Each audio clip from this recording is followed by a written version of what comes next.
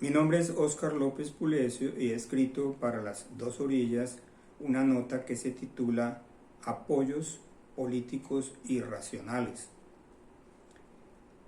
Libros enteros han sido escritos por sociólogos, politólogos, psicólogos y analistas electorales para explicar las razones por las cuales las personas votan por unos candidatos y no por otros. Todas esas diferentes disciplinas dan su versión, pero todas llegan al mismo llanito. La gente vota no por los programas o la ideología del candidato, sino por la impresión que de él se forma. Esa impresión no es casi nunca amor a primera vista. Influyen la situación social y económica de las personas, su entorno familiar, su religión o falta de ella, su raza, su nivel de escolaridad y la medida en que todo ese conjunto de creencias y prejuicios se ve reflejada en un candidato. Es algo así como que el candidato que a mí más me gusta es el que confirma lo que yo ya sabía, el que da más seguridad a mis convicciones. Hay quienes creen que el conservadurismo y aislacionismo de buena parte de la opinión pública norteamericana tiene su origen en el estricto calvinismo de los pasajeros del Mayflower, el barco de peregrinos ingleses que arribó en 1620 y construyó en Plymouth la primera colonia de origen religioso. Fue el acto fundacional de la nación americana. Hoy, el Medio Oeste, rural y religioso, sin ningún interés por temas internacionales y defensor de la moral protestante, es la base del poder del Partido Republicano.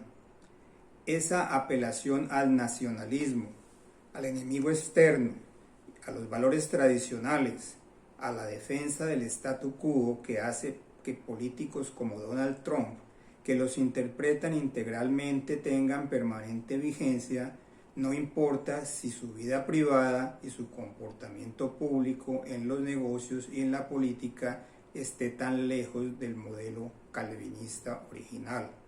Hoy, gracias a ello, sigue siendo el candidato republicano con más acogida en las encuestas, lo cual es una demostración de hasta qué punto las creencias y necesidades de la gente están por encima de los candidatos.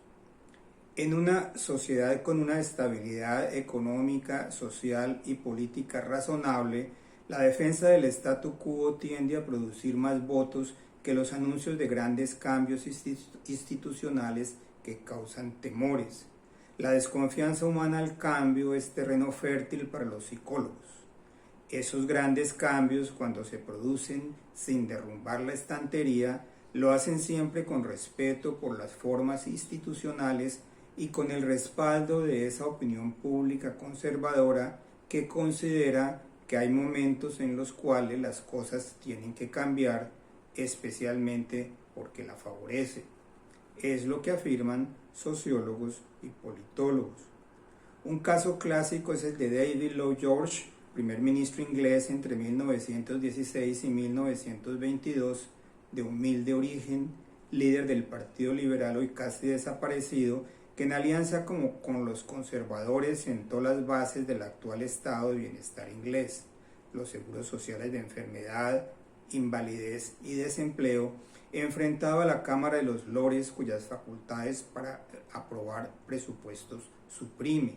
Fue una necesidad política luego de la carnicería de la Primera Guerra Mundial, reconocida y apoyada por la mayoría.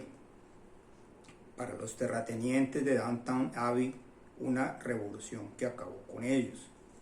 ¿Cómo explicar la llegada de Gustavo Petro y su pacto histórico al poder, un gobierno de izquierda en un país como Colombia, con un perfil religioso, conservador, clasista, racista, machista, donde la concentración de la riqueza económica ha sido paralela a la concentración del poder político?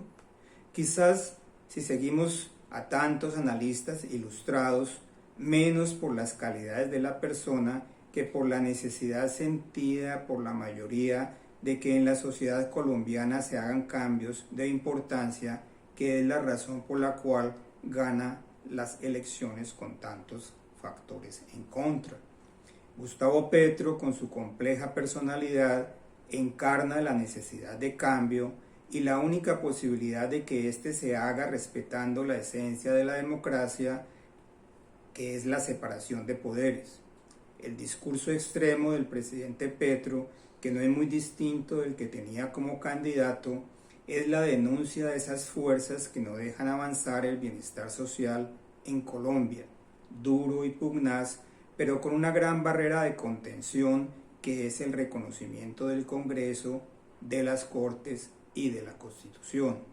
Eso a la vez es su obstáculo y su salvavidas.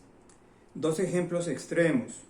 Donald Trump nombró magistrados conservadores en la Corte Suprema para asegurar su electorado calvinista. David Lloyd George logró que la Cámara de los Comunes suprimiera las facultades legales a la Cámara de los Lores para poder financiar la seguridad social. Solo con el concurso del Congreso y la Corte Constitucional, Gustavo Petro podrá obtener los fines políticos que la sociedad reclama. No depende de su personalidad, ni de las calles, ni de qué tan convincente sea su oratoria, sino de su habilidad para contar con esas instituciones.